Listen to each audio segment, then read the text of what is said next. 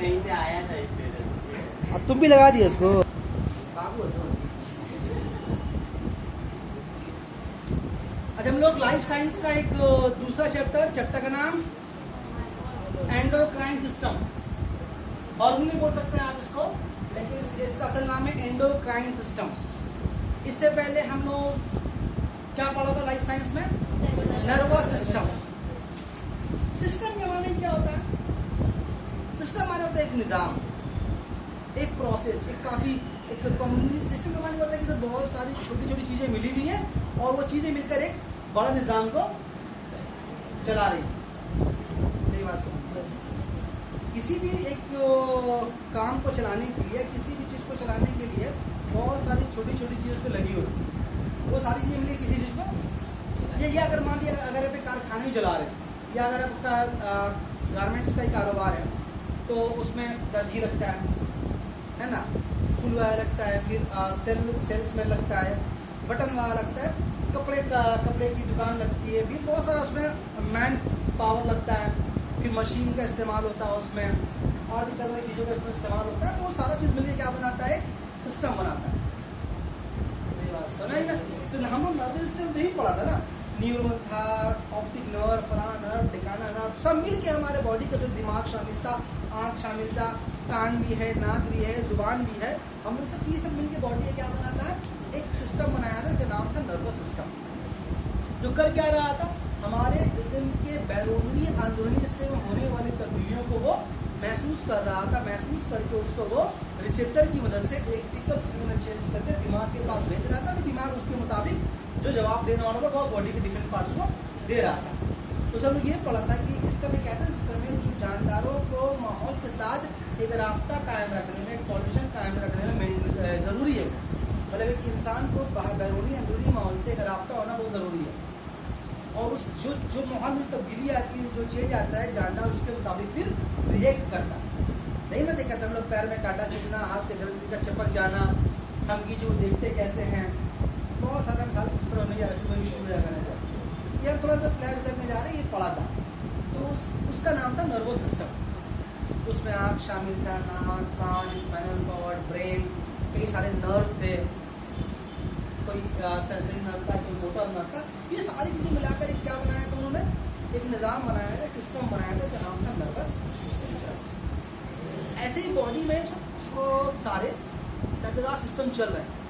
ऐसे बॉडी में बहुत सारे लचीला सिस्टम चल रहे हैं, जैसे कि डाइजेस्टिव सिस्टम निज़ाम है, हाजमा, ये भी एक प्रोसेस है ना भाई, खाना का हजम होना, ये होना, जज्ब होना।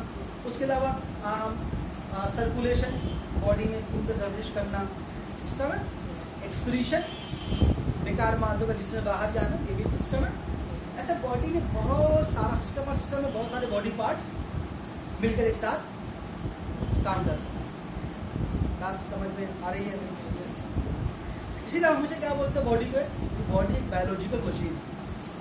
बॉडी जो एक बायोलॉजिकल बहुत कॉम्प्लिकेटेड मशीन है, और इतने सारे फंक्शंस उस बॉडी में है तो मतलब आप वो कुछ तो जान ही चुके अब तक आप लोग। एक पढ़ने के बाद बहुत सारा बात पढ़ेंगे हम लोग।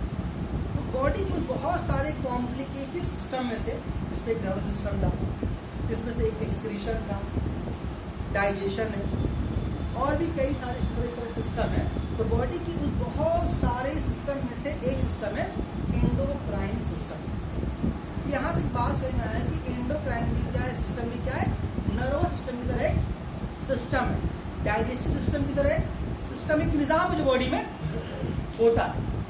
ऐसी बात है, जब एक निज़ाम है, जब एक सिस्टम है, तो उसमें कोई एक चीज़, कोई एक पार्ट बॉडी का काम नहीं करता होगा, पूरा बॉडी का बहुत सारे हिस्सा मिलकर एक साथ काम करता होगा। तब मन में सोचने आ रहा है कि ये किस तरह का सिस्टम हो, तो उसके बारे में मालूमात तो हो, ठीक है ना? तो आई थोड़ा सा पहले मिसाल देकर समझा। क्योंकि नर्वस सिस्टम, क्यों नर्वस सिस्टम की मिसाल हम दे रहे हैं? क्योंकि नर्वस सिस्टम इसका रिलेशन है, नर्वस सिस्टम इसका थोड़ा बहुत रिलेशन है। उसी को फलांग मार के लोग कहाँ बनाएंगे? हार्मोन में आएंगे। हम लोग नर्वस सिस्टम में मोटा मोटी बात क्या पढ़ा? मोटा मोटी बात ये पढ़ा कि माहौल में होने वाली तब्दीली के मुताबिक जानदार अपने अंदर तब्दीली लाता है। जिसके बिना पे क्या होता है? जानदार, कोई भी जानदार अपने अंदरूनी या बैरूनी माहौल के दरमियान एक राबता कायम रखता है, एक कोऑर्डिनेशन मेंटेन रखता है। इसकी बहुत सारी मिसालें हम लोग देखें, कहाँ देखें हम लोगों ने? नर्वस सिस्टम में। तो अगर आप बहुत गौर से अगर उस सिस्टम को अगर मुआयना करेंगे, बहुत गौर से अगर उसका एनालाइज करेंगे, आप किसका? नर्वस सिस्टम का। अगर आप बहुत गौर से एनालाइज करेंगे तो आपको समझ में ही आएगा कि नर्वस सिस्टम ऐसे कामों को कंट्रोल कर रहा था जो बहुत फौरन होना जरूरी था, एट वंस उसी वक्त उसका होना बहुत जरूरी था, मतलब वो बहुत फास्ट, बहुत तेज काम था। नर्वस सिस्टम में जब जो काम जो हो रहा उसी वक्त, जैसे आपको हम बोल रहे हैं, मेरी बात आप समझ रहे हैं कि फौरन अभी हो रहा, ऐसा नहीं हो रहा कि अभी सुन के गए घर में जाके तो परसों मालूम का, अच्छा सही बात है, अभी समझ में आया, अभी हो रहा, अभी आ गया आपके पैर में एक मच्छर काटेगा तो अभी वहां पर मारिएगा, ऐसा नहीं घर में क्या मालूम वो उसने मच्छर काटा था, चलो पैर में तक गुजार लेते, अब अभी मालूम होगा कि पैर में मच्छर काट रहा, आपके पैर में, आपका पैर हाथ किसी गर्म चीज में चपक गया तो ताला मत देखो, तो आप उस वक्त हाथ आइएगा, ऐसा नहीं कि बता हाँ सटा हुआ मालूम नहीं हो रहा है, बोला अब तुम्हारा हाथ गर्म सटा हुआ है, नहीं ठीक है, अच्छा हाँ हाँ हाँ जल्ला, ऐसा तो नहीं है एकदम एडवांस। अभी आपको हम बोलेंगे बाबू यही ढक्कन किस कलर का, आप परसों तरसों एक बात नहीं बोलिएगा, सर हाँ सर आज मुझे तो ब्लैक कलर था, आज मालूम हमको हुआ नहीं, आपको मालूम अभी करंट बोलिएगा। तो नर्वस सिस्टम एक ऐसा सिस्टम था, एक ऐसा सिस्टम था जो एकदम, जो उस वक्त जो जरूरी, जो माहौल के मुताबिक जो तब्दीली जो जानदार को उसके माहौल में डालने के लिए जरूरी होता है, वो उस वक्त उस टाइम सबसे ज्यादा उसी वक्त जरूरी था, तो उसी वक्त वो काम करता है एट वंस फौरन, ठीक है ना। लेकिन बॉडी में ऐसी और भी बहुत सारी तब्दीलियां हैं, बहुत सारे चेंजेस है जो कि बहुत आहिस्ता और बहुत स्लो आते हैं, ऐसी बहुत सारी तब्दीलियां हैं, ऐसा बहुत सारा चेंजेस है जो बॉडी में बहुत आहिस्ता आहिस्ता से होता है, लेकिन वक्त के साथ उसमें तब्दीली आती है, लेकिन बहुत वो आहिस्ता आहिस्ता होता है, वो काम होता है फास्ट। ऐसे मिसाल आपका ग्रोथ, आपका बड़ा होना, आप सुबह रात में लेटे सुबह उठेगा बड़ा हो गया ऐसा तो नहीं है, टाइम लगता है ना। अब आप सुबह उठे उठकर देखिए दाढ़ी मुझ निकल गया मेरा तब ठीक था, ऐसा नहीं है। एक सिस्टम है कि आपके अंदर इस एज में तब्दीली आएगी, इस एज में तब्दीली आएगी, इस एज में तब्दीली आएगी, लाइफ साइकिल है ना, छोटे से बड़े हो रहे, फिर जवान हो रहे, फिर अधेड़ उम्र उनको आएंगे, फिर थोड़ा सा और उम्र का, फिर मर जाएंगे। कभी तो जवान बूढ़ा देखा है दूसरा बूढ़ा, मतलब एकदम बूढ़ा हो गया 80 वर्ष, लेकिन बहुत जवान है, देखा बता दे। अब अमिताभ बच्चन को नहीं बोला, वो कहते ना बूढ़ा, वो लोग मेकअप में इतना अच्छा दिखता है। अगर तुम असल में शाहरुख खान को, सलमान खान को अगर देख लोगे ना, अगर असल में देख लोगे बगैर मेकअप का ना लोग को, तो मेरा अबू अच्छा है इतना खतरनाक है ये लोग। तुम अभी गए मतलब कि 15 साल पहले हम एक तो उसको लेकर नाम नहीं बताएंगे, एक तो असल में देखा था, इतना बूढ़ा फलाना का बात था, ये लग रहा ये होता ऐसे ही लोग कहाँ से बात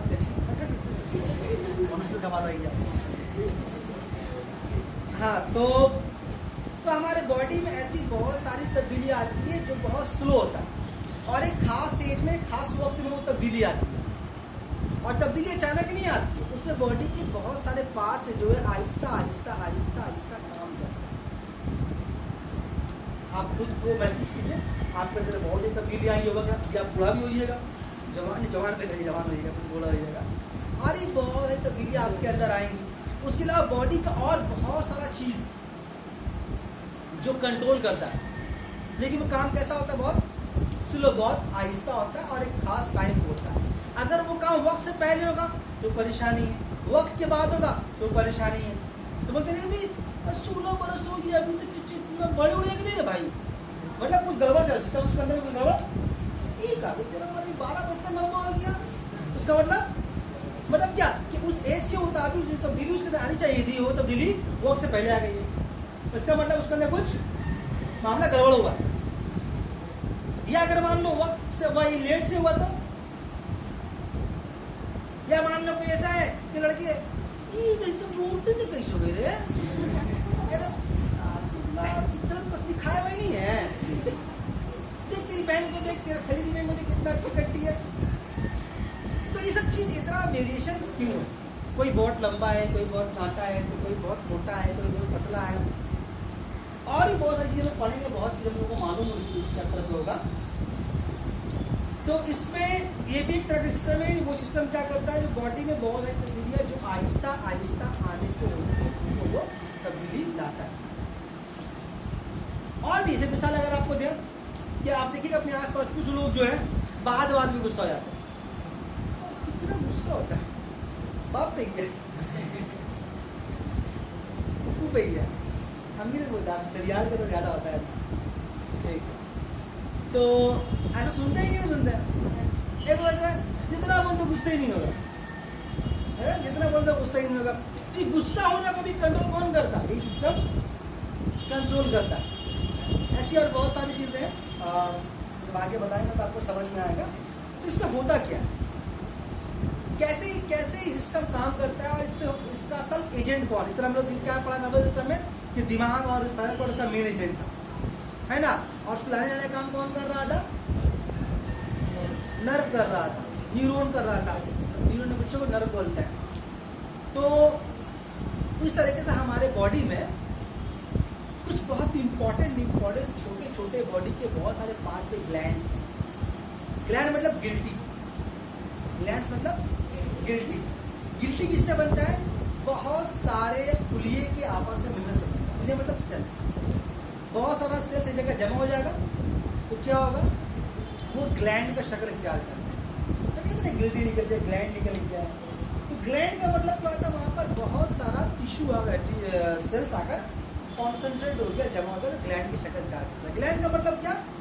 कलेक्शंस ऑफ सेल्स, खुलियों का मजमा। बार बार बात नहीं बोले, हम ग्लैंड ही बोलेंगे, लेकिन ग्लैंड मतलब आप क्या समझ लीजिएगा?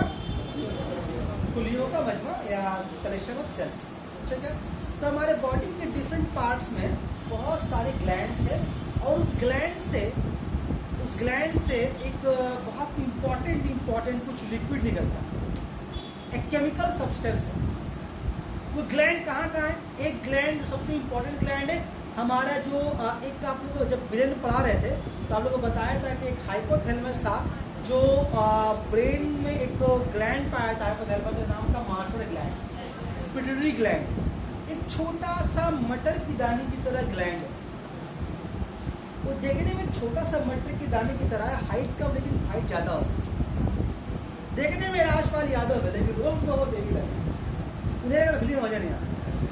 तो बहुत इंपॉर्टेंट ग्लैंड है। वो ग्लैंड से वक्त के साथ साथ आपके एज के मुताबिक उसमें से कुछ केमिकल सब्सटेंस सिक्रीट होते रहते हैं, खारिज होते रहते हैं। उस ग्लैंड हर वक्त कुछ कुछ लिक्विड केमिकल सब्सटेंस निकलता रहता है। वक्त के साथ साथ वक्त के हिसाब से जिस एज में जो रिक्वायरमेंट होता है, जिस वक्त जो रिक्वायरमेंट होगा वहां से वो निकलना शुरू करता है। जिससे ग्लैंड से, किसी भी ग्लैंड से अगर कोई लिक्विड बाहर आ रहा है तो उसको इंग्लिश के साइंस के भाषा में बोलते हैं क्या? साइंस के भाषा में उसको बोलते हैं सिक्रीशन। क्या बोलते हैं उसका? तो बार बार ग्लैंड से लिक्विड को नहीं बार बार बोलेंगे, ग्लैंड का सिक्रीशन। ग्लैंड का सिक्रीशन का मतलब क्या होगा? ग्लैंड से बाहर आने वाला केमिकल सब्सटेंस जो लिक्विड की शक्ल में होता है। तो उसमें एक ग्लैंड का नाम क्या है हम लोगों का? पिट्यूटरी ग्लैंड, जिसको बोलते हैं मास्टर ग्लैंड। मास्टर ग्लैंड इसलिए बोलते हैं कि आपको समझ में आएगा बात, तो हम आगे बढ़े पहले। और तो एक मास्टर ग्लैंड, उसके अलावा हम लोग यहाँ पर एक ग्लैंड, यहाँ ढोलक की तरह बजता है, तो जरा ठीक आवाज दे तो ढोलक की तरह बजेगा। देखो या बॉक्स में दूसरा तो बॉक्स वोकल कॉर्ड बोलते हैं उसको। वोकल कॉर्ड है, यहीं से आवाज पैदा, आवाज ढप ढप ढोलक की तरह बजती है, तो जबान उसको एक शेप देता है। ये आवाज पैदा कर दिया और जुबान और होठ क्या करता है? उसको एक शेप देता है। जैसे अगर मैं बोलना है जाहिद, तो जाहिद में होठ कितना खुलेगा, कितना बैठेगा, ये होठ का जो हिलना है यही जाहिद निकाल।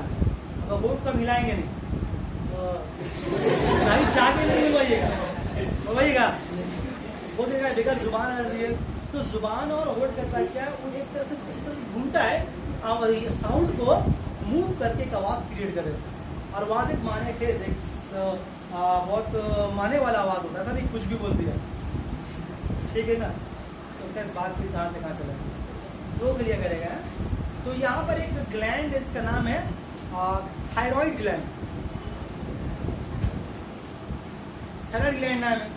उसके बाद फिर अगर आप थोड़ा सा, हम कुछ इंपॉर्टेंट ग्लैंड का नाम बता रहे हैं जो आपके सिलेबस में थे। ग्लैंड तो बॉडी बहुत सारा है, लेकिन जो खास खास नाम बता रहे हैं आपको जो आपके सिलेबस में। उसके अलावा थोड़ा और नीचे आएंगे तो हम लोगों का यहाँ पर एक ग्लैंड है बहुत बड़ा, नाम है उसका पैनक्रीज, उसको उर्दू में लबलबा बोलते हैं। वो एक डाइजेस्टिव ग्लैंड भी है, लेकिन उसका कुछ पार्ट जो है वो एंडोक्राइन सिस्टम के तौर पे काम करता है। उस ग्लैंड से भी कुछ केमिकल सब्सटेंस सिक्रीट करता है। थोड़ा और नीचे आएंगे तो किडनी के पास 2 ग्लैंड है, एक दाएं किडनी में एक बाएं छोटा सा गिल्टी है, उसका नाम है एड्रेनल ग्लैंड। बात समझ रहा है? तो ये कुछ केमिकल सब्सटेंस को बॉडी सिक्रीट करता है। फिर इसमें से निकलने वाला बहुत सारा क्या, अच्छा ये जो हम ग्लैंड का नाम बता रहे हैं, सब कुछ ग्लैंड का नाम बताया, हर ग्लैंड से एक ही लिक्विड निकलता है ऐसा नहीं है, बल्कि एक ग्लैंड से एक वक्त में बहुत सारा केमिकल सब्सटेंस निकलता है और सबका अपना अलग अलग नाम है, उसका अपना अलग अलग काम है। तो ये जो ग्लैंड्स जो केमिकल सब्सटेंस जो लिक्विड की शक्ल में सिक्रीट करते हैं, वो निकलने के बाद बॉडी के मुख्तलिफ हिस्सों में फैल जाते हैं। तो बॉडी के मुख्तलिफ हिस्सों में तो कौन फैलाता है? जो कि बॉडी का ट्रांसपोर्टेशन मीडियम है, जो बॉडी का ट्रांसपोर्ट करने वाला मीडियम है। हमारे आपकी बॉडी में ट्रांसपोर्ट करने वाला मीडियम कौन है? ब्लड या खून है। तो बॉडी के ट्रांसपोर्टिव सिस्टम के में शामिल होकर, यानी कि खून में शामिल होकर, यानी कि बॉडी के जो ट्रांसपोर्ट वाला जो मीडियम है उसमें शामिल होकर, यानी खून में शामिल होकर बॉडी के मुख्तलिफ हिस्सों में फैल जाता है। और जहाँ पर जाकर जो काम करना होता है अपना काम करना है। मेरी बात समझ, ये जो सिस्टम है सिर्फ हम जानदारों में नहीं है, बल्कि पेड़ पौधों में भी है। आप लोगों को शायद याद बताया कि नहीं बताया, हमको याद नहीं, हम बताया शायद नहीं बताया तो सुन लीजिएगा, बताएगा तो उसको कंफर्म कीजिएगा। बताया है कि पेड़ पौधों में नर्वस सिस्टम नहीं होता। बताइए ये बात कि पेड़ पौधों में नर्वस सिस्टम नहीं होता। तो पेड़ पौधों में सर्दी गर्मी या जो भी तब्दीली महसूस कर रहा है वो किस सिस्टम के मुताबिक अपने तब्दीली लाता है? तो जवाब उसका है नहीं, एंडोक्राइन सिस्टम। तो बॉडी का जो नर्वस सिस्टम है वो कौन सिस्टम है? Endocrine system. पेड़ पौधे, सॉरी। तो पेड़ पौधे जो माहौल के मुताबिक जो तब्दीली अपने अंदर लाते हैं, हम तो लेके आते हैं किसकी वजह से? नर्वस सिस्टम की वजह से। लेकिन पौधों में नर्वस सिस्टम नहीं है, उनमें क्या है? Endocrine system. जब पौधों में खून नहीं है, लेकिन पौधों में ब्लड तो है नहीं, तो पौधों में ट्रांसपोर्टेशन वाला मीडियम कौन है? लिक्विड, पानी। चाइल्ड टिश्यू है, नाम सुना? सिर्फ पानी जल की मदद जज्बों के जाता है, उसके टिश्यू जो पौधे के मुख्य रूप में खाना पहुंचाता है। कभी सुने होंगे या कभी पढ़े होंगे। तो ये रास्ता होता है उसमें, जो मेरा बोलने का मतलब है कि पौधों में जो ट्रांसपोर्टेशन मीडियम है वो कौन है? लिक्विड है। और हम एनिमल्स से क्या है? ब्लड। हम लोग पढ़ेंगे तो पहले प्लांट के बारे में, उसके बाद पढ़ेंगे एनिमल के बारे में। मेरे गाँव शुरू में कम से कम 2 कल है, प्लांट ही चलेगा ही ना। आज तो प्लांट शुरू नहीं होगा, तो चले प्रोडक्शन में चला जाएगा। बात समझ में आ रही है? तो ये कुछ ग्लैंड्स का नाम बताया, गिल्टी का नाम बताया। गिल्टी किसको बोलते हैं असल में? माइंड में बात चाहिए, कलेक्शन ऑफ सेल्स, गुलियों का मजमा, बहुत सारा सेल्स जमा कर क्या बना लिया? ग्लैंड। उस ग्लैंड से बहुत सारा केमिकल सब्सटेंस सिक्रीट करता है, मतलब के खारिज होता है, और उससे खारिज होने के बाद बॉडी के लिक्विड मीडियम में शामिल होकर। तो बॉडी का लिक्विड मीडियम कौन सा है? बोलो ना। तो बॉडी से ब्लड कहाँ बहता है? किसी नली के अंदर बहता है या ऐसी बॉडी बह रहा है? ज्वार भाटा का तरह नलियों के अंदर बहता है। बात समझ में आ रही है? तो एंडोक्राइन सिस्टम में क्या होता है कि किसी ग्लैंड से निकलने वाला केमिकल सब्सटेंस उस ग्लैंड से निकलकर सीधे खून बॉडी के लिक्विड मीडियम में शामिल हो जाए, और उसको बॉडी के मुख्तलिफ रास्तों तक ले जाने के लिए उसको हम लोग उसमें क्या होता है? नलियां लगी होती है। मेरी बात समझ में? तो उसको हम लोग क्या बोलते हैं?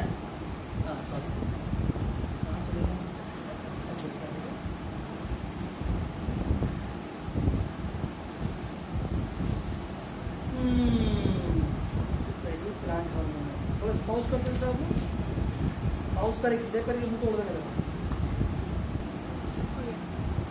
फिर चला दिया, नया कर दिया इसका मानो तो नया हो जाएगा अपने।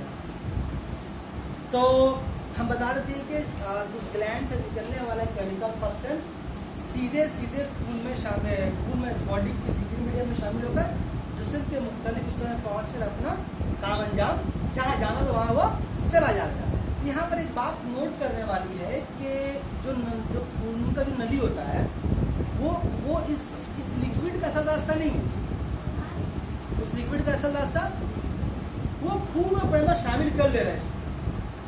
बात ध्यान से समझिएगा कि मतलब जो ग्लैंड से जो लिक्विड निकल रहा है, जो डिफरेंट जो ग्लैंड्स का नाम बताया, पिट्यूटरी ग्लैंड, थायराइड ग्लैंड, फिर एड्रेनल ग्लैंड, फिर आपको एक क्या नाम बताया था उसका नाम बताया पैनक्रियाज में एक ग्लैंड है उसका नाम है बीटा सेल, बाद में बताएंगे उसका पूरा नाम बताएंगे। लेकिन ग्लैंड पैनक्रियाज का कुछ सबसे काम करता है। तो यहाँ से निकलने वाला केमिकल सब्सटेंस सीधे सीधे बॉडी के लिक्विड मीडियम में शामिल हो जाता है। तो बॉडी का लिक्विड मीडियम कहाँ बैठा है? खून की नलियों के अंदर। लेकिन खून की नली कई असल खून की नली जो है उस ग्लैंड से निकलने वाला जो लिक्विड उसका अपना रास्ता नहीं है, वो अलग बात है, खून को शामिल कर लेता है। मेरी बात समझ नहीं आ रही, मिसाल देंगे आपको समझ में आ जाएगा। और कुछ ग्लैंड बॉडी में ऐसा भी है जो कि और भी कई तरह का लिक्विड खारिज करता है, लेकिन उसका काम इस सिस्टम में नहीं आता। बॉडी में और भी इसके अलावा कई सारे ग्लैंड्स हैं, लेकिन उस ग्लैंड से निकलने वाला केमिकल सब्सटेंस वो एंडोक्राइन सिस्टम में नहीं आता। ऐसा कौन कौन सा ग्लैंड है? ऐसा और भी बहुत सारे ग्लैंड है जो हम लोगों का खाना को हजम करने में मदद करता है। हमारे बॉडी के पूरे डाइजेस्ट सिस्टम में पूरा मुंह से लेकर के पेट तक बहुत सारे छोटे छोटे ग्लैंड है जहाँ से बहुत सारा हजमी रस निकलता है। हजमी रस का मतलब क्या? डाइजेस्टिव जूस निकलता है जो खाना को हजम करने में मदद करता है। वो शुरू कहाँ से होता है? हम लोग के मुंह से शुरू होता है। ज़बान के नीचे में यहाँ पर 2 ग्लैंड है। उस ग्लैंड से हमेशा क्या एक लिक्विड निकल रहा है जो मुंह को हमेशा गीला रखता है। आप जब खाना खाएंगे तो उसका मिजाज ज़्यादा आता है, तो खाना को मिक्स करता है। पढ़ाया है क्लास 9 में सारा चीज़ें सब, ये मतलब नहीं आ रहा। उसके अलावा फिर यहाँ पर 2 ग्लैंड इस तरह, उसको हम लोग टॉन्सिल्स के नाम में जानते हैं। उसके अलावा हम लोग अंदर जाएंगे तो स्टमक के अंदर बहुत सारा ग्लैंड्स है। फिर गोल ब्लैडर है, नाम से ना गोल ब्लैडर का, उसको पीत का थैली भी बोलते हैं उसको हम लोग। उसके अलावा लीवर के अंदर लीवर है, बहुत सारा ग्लैंड्स है। ऐसे बहुत तरह से पैनक्रियाज भी जो ग्लैंड है, ऐसे बहुत सारे ग्लैंड्स। उसके अलावा इंटेस्टाइन के अंदर जो लोग पढ़ रहे हैं उसको चुस्ता बोलते थे, लार्ज इंटेस्टाइन, उसके क्या था स्मॉल इंटेस्टाइन था, उसके अंदर बहुत सारे ग्लैंड्स हैं। उस ग्लैंड से हमेशा एक हजमी रस, एक लिक्विड निकलता है, एक जूस निकलता है जो लेकिन इस सिस्टम में नहीं आता। वो खाना को हजम करने में मदद करता है। और उनका जो ग्लैंड होता है, जो नाम बताया, वो ग्लैंड का जो लोकेशन बताया अभी हम, तो उसमें से निकलने वाला लिक्विड को ले जाने के लिए उसका अपना एक खास रास्ता होता है। वहां से वही बहेगा और कोई नहीं बहेगा। जैसे गोल ब्लैडर हम लोग अगर यहाँ पर है तो गोल ब्लैडर से निकलने वाला जो पीत का जो बाइल जूस होता है उसका स्टमक में आने का एक रास्ता होता है, वहां से वही आता है। उसका अपना ओन रास्ता है। बात समझ में आ रही है? उसका अपना ओन रास्ता है, वहां से किसी को आने उल्टा भी नहीं आता, सिर्फ उल्टा बहाता हो, एक ही तरफ जाएगा उल्टा, कभी वहां से कुछ नहीं आएगा। लेकिन यहाँ की मिसाल दी आपको कि इस ग्लैंड से निकलने वाला केमिकल सब्सटेंस सिस्टम में जो खून में शामिल हो रहा है, तो खून का रास्ता वो अपना है। उस लिक्विड का जो ग्लैंड से निकल उसका अपना रास्ता नहीं है। लेकिन जो डाइजेस्टिव ग्लैंड है, जो डाइजेस्टिव सिस्टम है, उसमें जो ग्लैंड से जो जूस निकल रहा है उसको बॉडी के मुख्तलिफ पार्ट में ले जाने के लिए उसका अपना खास रास्ता है। मेरी बात समझ में आ रही है? तो आप सोच ये रहे होंगे शायद कि सर खून तो नली में ही बह रहा है, सॉरी, ये जो यहाँ इस सिस्टम के बारे में बात कर रहे हैं हम, यहाँ ये जो हार्मोन है जिसका नाम बता रहे हैं केमिकल जो ग्लैंड से निकलता है, ये भी नली में शामिल हो रहा है, लेकिन इसका अपना रास्ता नहीं है। लेकिन जो डाइजेस्टिव ग्लैंड है उसका अपना रास्ता होता है। इसका भी काम भी सारे समझ सकते हैं। मान लीजिए कि अक्सर हम लोग बहुत सारा रास्ता ऐसा होता है कि किसी एक आदमी का रास्ता छोड़ा हुआ है, सब लोग वहां से आना है ना कर रहे हैं। लेकिन रास्ता उसका अपना होता, कभी भी बंद कर सकता है। ऐसा होता है कि नहीं होता?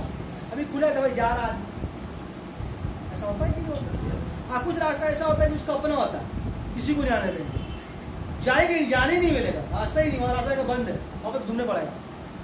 ऐसा रास्ता होता है, दूसरा का देखे हम लोग।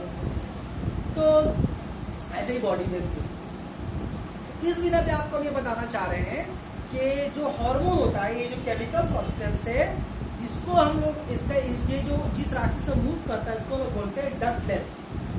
क्या इसको बोलते हैं हम लोग? चलो लीजिए तो बता। तो उसको लोग बोलते हैं डक्टलेस ग्लैंड।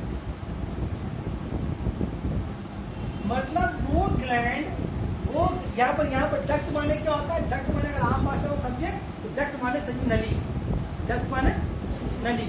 तो जो केमिकल सब्सटेंस जो हम लोग पढ़ रहे हैं एंडोक्राइन सिस्टम, उस सिस्टम में क्या होता है, जो केमिकल सब्सटेंस निकलता है उसको बॉडी के मुख्तलिफ हिस्से में जाने के लिए उसका खुद का अपना रास्ता नहीं होता, इसीलिए इसको बोलते हैं, इस तरह के ग्लैंड को बोलते हैं डक्टलेस ग्लैंड। और एक होता है डक्ट वाला ग्लैंड, तो वो कौन सा है? वो सारा का सारा कैसा ग्लैंड होता है? डाइजेस्टिव ग्लैंड होता है। आज समझ आ रही है? और जो डक्टलेस ग्लैंड होगा वो कैसा ग्लैंड होगा? हमेशा हार्मोन पैदा करने वाला ग्लैंड होगा। और इसका एक नाम और भी क्या है? Endocrine gland. Endocrine gland. तो एंडोक्राइन ग्लैंड या डक्टलेस ग्लैंड, इसके बारे में अगर बात करें तो ये एक ऐसा ग्लैंड होता है जिसमें से केमिकल सब्सटेंस तो निकलेगा, सिक्रीट तो करेगा, लेकिन बॉडी के मुख्तलिफ हिस्सों में पहुंचने के लिए खुद का अपना रास्ता नहीं है। इसको खून का जो रास्ता होता है उस रास्ते का इस्तेमाल करना पड़ता है। वहां से वो सीधे सीधे बॉडी के मीडियम यानी खून में शामिल होकर बॉडी के मुख्तलिफ हिस्सों में पहुंच जाता है। लेकिन जो डाइजेस्टिव ग्लैंड होता है, जो डाइजेस्टिव ग्लैंड होता है,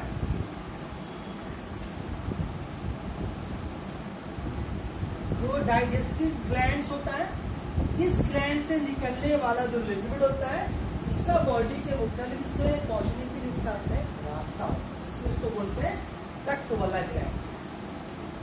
बात समझ में आ रही है? तो डक्ट वाला ग्लैंड का दूसरा नाम क्या है? डक्ट वाला ग्लैंड का दूसरा नाम है एक्सोक्राइन ग्लैंड। Exocrine gland. यानी बात समझ में ये आया कि दो तरह का बॉडी में ग्लैंड है, एक है एंडोक्राइन ग्लैंड और है एक्सोक्राइन ग्लैंड। ठीक, तो जो एंडोक्राइन ग्लैंड है, जो एंडोक्राइन ग्लैंड है वो सब क्या पैदा करता है? हमेशा हार्मोन पैदा करता है। यदि केमिकल सब्सटेंस का नाम बता रहे हैं, केमिकल सब्सटेंस बॉडी के ग्लैंड से निकलकर बॉडी के मुख्तलिफ हिस्सों में पहुंच अपना काम अंजाम देता है। खून में शामिल होने के बाद, बॉडी के लिक्विड में शामिल होने के बाद बॉडी के मुख्तलिफ हिस्सों में जाकर जो अपना काम अंजाम देता है, उस लिक्विड का नाम क्या है असल में? हार्मोन। ठीक, और जो एक्सोक्राइन से निकलता है ग्लैंड से, उसका नाम है डाइजेस्टिव जूस, यानी कि उसको एंजाइम बोलते हैं। क्या बोलते हैं उसको? एंजाइम। एंजाइम का नाम कभी सुना होगा मैंने मुझसे?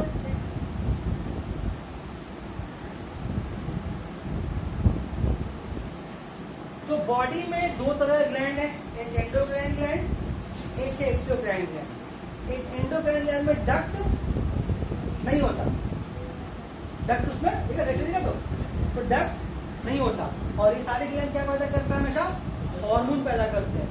एक्सोक्राइन ग्लैंड क्या है? एक्सोक्राइन ग्लैंड में डक्ट होता है, उसका अपना एक रास्ता होता है, वो बॉडी के लिक्विड में शामिल, वो खून में शामिल नहीं होता। और ये सारे ग्लैंड क्या पैदा करते हैं? एंजाइम पैदा करते हैं, डाइजेस्टिव जूस पैदा करते हैं, जो खाना को हजम करने में मदद करते हैं। तो हम लोग ये वाला पढ़ना ही नहीं, ये वाला पूरा पार्ट ये नहीं पढ़ना। इसी को चूंकि क्वेश्चन यहाँ से आता है, मिला के दोनों फर्क कितने को एग्जाम में आता है, इसको लिखा। तो हम लोग किसके बारे में पढ़ने वाले हैं? एंडोक्राइन ग्लैंड्स के बारे में पढ़ने वाले हैं, यानी कि वो ग्लैंड्स, बॉडी बहुत सारे ग्लैंड्स है, यहाँ पे कौन ग्लैंड के बारे में पढ़ने वाले? वो ग्लैंड जो हार्मोन पैदा करता है। हार्मोन क्या है? एक केमिकल सब्सटेंस है जो ग्लैंड से निकलता है और सीधे सीधे खून के लिक्विड में, बॉडी के लिक्विड मीडियम में शामिल होकर जिससे कि मुख्तलिफ से पहुंच कर अपना काम अंजाम देता है। अब अभी यहाँ समझ में आया कि डक्टलेस और डक्ट वाला ब्रेडर वाला ग्लैंड कौन सा है? इसको बोलेंगे एक्सोक्राइन, इसको बोलेंगे एंडोक्राइन। ठीक, तो एंडोक्राइन ग्लैंड से जो सिस्टम बनता है, एक तो 4-5 ग्लैंड का नाम बताया आपको, पिट्यूटरी ग्लैंड बताया, थायराइड ग्लैंड बताया, एड्रेनल ग्लैंड बताया, और भी किसी ग्लैंड का नाम बताएंगे हम। ये सारा ग्लैंड मिलाकर के एक सिस्टम बनाता है, नाम क्या उसका? Endocrine system. इस एंडोक्राइन ग्लैंड के बिना पर नाम पड़ा उसका एंडोक्राइन सिस्टम, मतलब वो सिस्टम जो एंडोक्राइन ग्लैंड मिलकर बनाया। कौन है एंडोक्राइन ग्लैंड? एक केमिकल, एक एंडोक्राइन ग्लैंड एक ऐसा ग्लैंड है जो कि एक केमिकल सब्सटेंस को सीक्रेट करता है, और वो केमिकल सब्सटेंस बॉडी के लिक्विड मीडियम में शामिल होकर जिससे कि मुख्तलिफ हिस्सों में पहुंच जाता है। तो उसमें जो ग्लैंड का उस ग्लैंड जो लिक्विड निकलता है, उस लिक्विड का नाम क्या दिया गया है? हार्मोन।